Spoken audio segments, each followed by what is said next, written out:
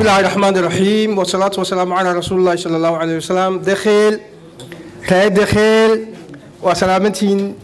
أدبا وماتنتين كل يسود وينتا نوسود ويسين سدا يسلم بانلوسود ويي سعدال كان عن كجلنا مال والبان وصامرناي ها تو كارتي تروا ها تو بكادوز ها تو شارموسة iyo inta noo hadhay waxaan rajeynaynaa sida iyo si qurux badan inaan loo soo dhaweeyo waa mahadsantiin هادخل كلي وحن أها لحية لبعض سنوات كهر معلم بانك أها دوكسي قدح دخل أن كأها لحية لبعض سنوات كهر كنت سجال بقر إيه سجال شنكي كنت سجال بقر إيه سجال شنكي مركمات وحنا هاي مرخاتي بانو أهاي دخل شلي إيه دخل ما أنت مرخاتي بانو هاي مرخاتي بانهاش شلي دخل وحان حسوستا مقاله هدن او إفسا أيان حسوستا وحان حسوستا شلي دخل وقناع سيجيجو وعمرنا أيان حسوستا وحان حسوستا دخل أي دكامدو يسوق وعمرنا كنتي وحان حسوستا دخل او دقاقة وها mid في فرعون مانتا دخل مركانو سويل إنديني رنتي لح إيا لباتن سنادود كدب وأوهن مروغودي رنتي وأوهن مروغودي وحان كأوهن مروغودي حالة دمانتا دخل أي كسو غنتهاي وحان كأوهن مروغودي ديب أدعى كل من دخل بان كأوهن مروغودي waxaan ka oohin murugooday saboolnimada taala ayaan ka oohin murugooday runtii waxa la yiri magaalo walba horumarka ay gaadho waxa laga akhrisan karaa wajiyada dadka gala magaalada waxaan akhrisanayaa runtii faqri baan akhrisanayaa waxaan akhrisanayaa aynima akhrisanayaa taana waxa inoo geystay waa nidaamkan waxa inoo geystay runtii waa nidaamkan waxa inoo geysto waxa la yiri horumar marka laga hadlayo waa inuu yeeshaa horumarkaasi rabitaan dawladnimo waa inuu yeeshaa waa rabitaan siyaasadeed waa inuu yeeshaa de halkani rabitaan siyaasadeed male oo wuxuuna u lahayn de maanta dib u dhaca maxay ahayd dakhil waxa suurtageliyay oo u sababay waa dawladda bila rabitaan siyaasadeed waa u kas si dhab ah taasina waxay ka turjumaysaa runtii waxay ka turjumaysaa nidaamkii ahaa maamul goboleedyada ee la décentralisation inuu fashil uu yahay bay tan dakhil maanta magaaladu ay ka turjumaysaa walaalahayga waa fashil cad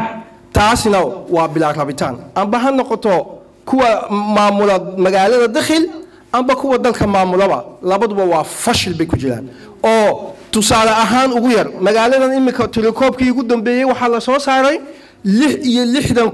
oo qof baa dakhil ku nool magaalada iyo agagaarkeygaba de 66 ka imisa subaxii shaqo tagta hadii la shaqatana halkee oo shaqo taga de waa prefecture-ka afar qof shaqeeyaan soo maaha malaha imika bank sanaan baa arkayo inagu soo yarbiltay meel kale oo shaqo taga ma jirtaa ما جلت ولا على هجيو مركا مجالنا وحكم مقطع شقلا إن عادي أهيو صوبته دنيتي علي ويكون عرضي جبوتي شقة كرادين جبوتي نفس ناس اللي وحكوا علي شقلا إيه ما كوهش ولا على هجيو مركا عنكو خليب إيسن هدان هاي وحنا وضعنا ربيتان سياسات سيدي عن عاصمة دخل دب عن وصول عروض لهين أو خروج ذي هراء عن كل قان عن وصول هلي لهين بان وضعنا رابطان سياسات مركا لغا hadlayana laba shay waa ina la yeeshaa ku go'aan adag oo leexleexan allahayn waa ina la yeeshaa laba daacadnimo ina la yeesho daacadnimada waa ina daacad u noqotid go'aanka aad qaadatay daacad waa ina u noqotid waa ina daacad u noqotid bulshada aad qaadatay waa ina daacad u noqotid waa ina daacad u noqotid dalka waa ina daacad u noqotid saddexdaaba anaku BSN waxa u nahay dalkayaga dadkayaga iyo magaalada dakhil iyo go'aanka aanu qaadanayba daacad baan u nahay wax kastana waan ku bixinanaa si aan socdaalka isbedel aan wadno aan ugu culunahayn bitaanka aanu maxay ahayd rabno inaanu dalkayaga iyo dadkayaga wax cusub aanu keenno waxaan ku soo xidhi walaalahaygiyo markaan leeyahay go'aan adag inaan la yeesho nolosha wax kasta ayaa ku hor imanaya caqabado kasta ku hor imanaya dagaal kasta laga hor keeni doona laakiin waxa loo baahan yahay dabar adag inaan la yeesho loo baahan yahay de tusaale ahaan marka la soo qaato taariikhda dib marka saha loo soo akhriyo waxa la hayaa oo dab ah dadkii waxa soo dhan adkaystay inay go'aanadoodii gaadheen ayaa oo marka tusaale ahaan annagu waxaanu wadanaa barnaamij aanu wadno oo ummadda aan ka gadanno aanu u macnaynano oo baraha bulshada aanu dhignay aanu leenahay barnaamijkan waxaanu u bixinay baaqdardnimo adduuweynahana ay soo martay dad kasta oo qaraar qaataa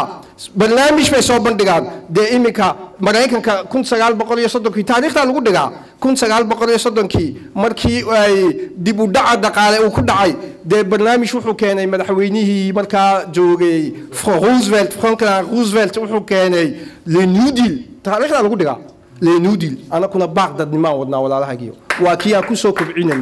waxay u baahan tahay baaqdadnimo si iminka maanta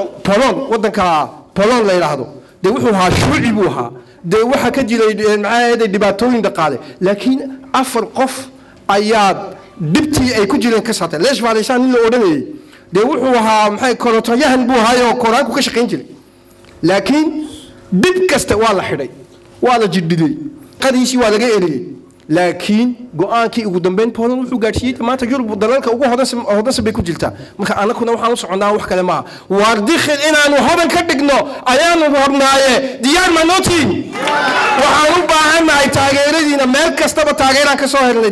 PK12 taageeraan ka soo helnay Sheekh Muuse taageeraan ka soo helnay Kartetula taageeraan ka soo helnay socdaalkani ma dhamaanayo meel kasta taageero markaanu ka soo helnaa talaabada labaad ee la qaadayo waa inii sheegnaa diyaar ma tiin السلام عليكم